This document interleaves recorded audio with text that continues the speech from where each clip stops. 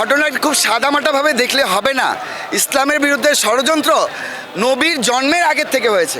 যেখানেই অন্যায়, যেখানেই অবিচার, যেখানেই আমরা অশান্তি দেখি, যেখানেই মানবতার লঙ্ঘন দেখি, অন্তত হুসেইনি চেতনায় যারা উদ্বুদ্ধ তারা দাঁড়াবেই। পবিত্র আশুরা বা এই যে কারবালার ইতিহাস, এটা নিছক ইতিহাস নয়, এটা আমাদেরকে বুঝতে হবে। কারবালা হচ্ছে জাগরণ, কারবালা হচ্ছে জুলুমের বিরুদ্ধে দাঁড়ানোর একটা উত্তরণের পথ। কারবালা হচ্ছে আমাদের জন্য অনুপ্রেরণা। কারবালা আমাদেরকে জাগতে শেখায়। কারবালা আমাদেরকে শেখায় কিভাবে মানুষ হয়ে স্বাধীনভাবে এই পৃথিবীতে বেঁচে থাকার অধিকার প্রত্যেক মানুষের আছে।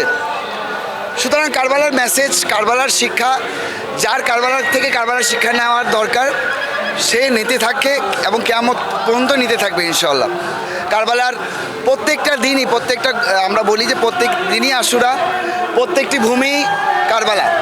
এটা বলার কারণটাই হচ্ছে এইটা যে কারবালায় যে ঘটনাটা হয়েছে সেইটা আমাদের জন্য, আমাদের এই যুগের জন্য, আমাদের আগের যুগের জন্য, আমাদের পরের যুগের জন্য, সব সময়ের জন্যই দৃষ্টান্ত।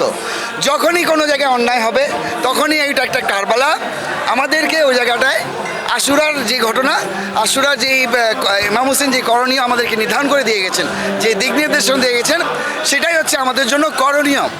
যার জন্য আপনারা দেখবেন যে সাম্প্রতিক যুদ্ধে অ্যাসিমেট্রিক ওয়ার বলা হয়, আপনারা দেখেছেন কোনো সমতা নেই।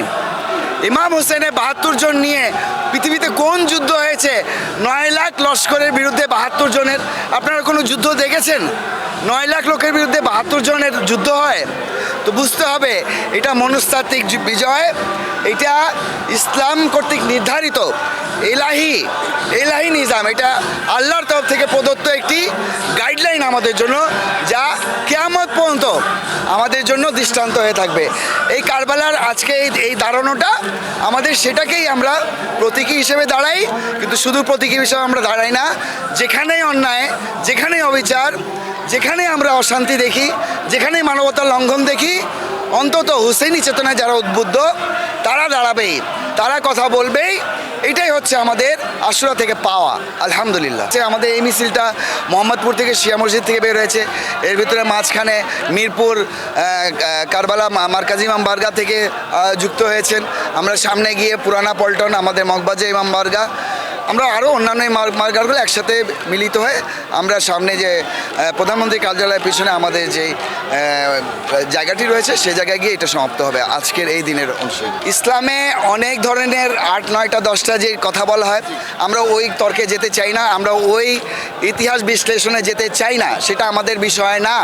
যাদের জন্য প্রতিবাদ্য তারা এটা করবে, এটা আমাদের বিষয় না। আমরা যেটা জানি যে যারা ইসলাম যিনি আমাদেরকে দিয়েছেন, নবী করিম সাল্লাল্লাহু আলাইহি ওয়াসাল্লাম, তার প্রিয় দৌহিত্র 63 বছর, মাত্র 63 বছর হলো নবীজির গমনের পর। কি এমন জরুরি হলো যে নবীর নাতির প্রাণ যাচ্ছে? শুধু নবীর নাতি না, তিনি যুবক, বেহেশতের যুবকদের সর্দার, তাকে তার আত্মাহুতি দিতে হচ্ছে। কি এমন কারণ? সুতরাং ঘটনাটি খুব সাদামাটাভাবে দেখলে হবে না। ইসলামের বিরুদ্ধে ষড়যন্ত্র নবীর জন্মের আগের থেকে হয়েছে। এটা অনেক বড় ইতিহাস, এইভাবে বলা যাবে না। তবে এটা আমাদের মনে রাখতে হবে যে ইসলামের বিরুদ্ধে, বা ইসলাম মানে কি? শান্তি, শান্তির বিরুদ্ধে ষড়যন্ত্র সবসময় যারা অশান্তিকারী তারা করবেই। এই জায়গাটায় আমাদেরকে বার্তা এটাই যে আমাদেরকে সজাগ থাকতে হবে, সচেতন থাকতে হবে। আমাদেরকে বুঝতে হবে যে আশুরা, আমরা কেন এটাকে এত গুরুত্ব দিচ্ছি, কারণ এইটা যদি ইমাম হোসেনের যে এক্সট্রিম স্যাক্রিফাইস, যেই একটা অদম্য সাহস নিয়ে যে ৭২ জন নিয়ে আমি বললাম যে দাঁড়ালো, এটা তো সবাই দাঁড়াতে পারে নাই। কারবালা সবসময় ঘটবে না, কিন্তু ওই ঘটনাটাকে অনুপ্রেরণা দিবে আপনাকে সবসময় জেগে থাকার জন্য, জাগরণের জন্য বলেছিলাম। সুতরাং এটাই হচ্ছে মূল কথা। সব জিনিসের ঊর্ধ্বে হচ্ছে ইমাম হোসেনের এই আত্মত্যাগ, ইমাম হোসেনের কোরবানি। এটা না থাকলে ইসলাম আজকে বেঁচে থাকতো না। এটা আমরা সবাই জানি। যে চক্রান্ত ইসলামের বিরুদ্ধে হয়েছিল, অনেক দুরূহ চক্রান্ত থেকে আলহামদুলিল্লাহ ইসলামকে বাঁচিয়েছেন যিনি, তিনি হচ্ছেন আমাদের ইমাম হোসেন। কেন স্মরণ করব না? কেন তাকে কৃতজ্ঞতা জ্ঞাপন করার জন্য রাস্তায় দাঁড়াবো না? এটা তো কিছুই না। এটা তো করা যেতেই পারে। সকল মুসলিমের জন্য আহ্বান, সবাইকে করা উচিত এবং করে। যারা জাগ্রত মানবিকতা রাখে, যারা জ্ঞান রাখে, যারা একটু পড়াশোনা করেন, তারা জানেন যে এই কোরবানির, এই আত্মত্যাগের বিকল্প কিছু নাই। এই আত্মত্যাগকে স্মরণ করা ছাড়া আমাদের সামনের দিনে অপমান বই সম্মান আনবে না। সম্মান যদি আনে তাহলে ইমাম হোসেনের এই বিপ্লবের ডাকটা আপনার জন্য অনুপ্রেরণা যদি হয়, তাহলে আপনি যুগে যুগে দাঁড়াবেন, যুগে যুগে আপনি অন্যায়ের বিরুদ্ধে দাঁড়াবেন, যুগে যুগে আপনি নেতৃত্ব দেবেন ইনশাআল্লাহ।